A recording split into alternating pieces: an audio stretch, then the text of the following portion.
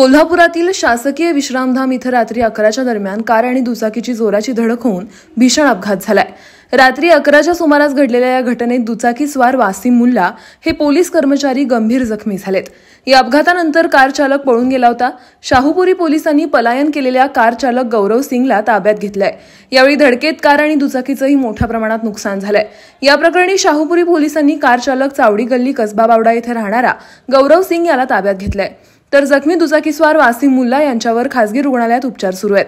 या अपघातात दुचाकीवरून दुचाकीस्वार हवेत उडून पडले तर चारचाकी 4 ते 5 वेळा पलटी खात फुटपाथवरून शासकीय विश्रामधामाजवळ असणाऱ्या मोकळ्या जागेत जाऊन पडली। यात कार चालकासोबत असणारी व्यक्तीही जखमी झाल्याचं माहिती मिळतेय। धडक झाल्यानंतर कारमधील एअरबॅग उघडल्यानं सुदैवानं कार चालक आणि सोबत असणारी व्यक्ती बचावली। यावेळी घटनास्थळी बघ्यांनी मोठी गर्दी केली होती।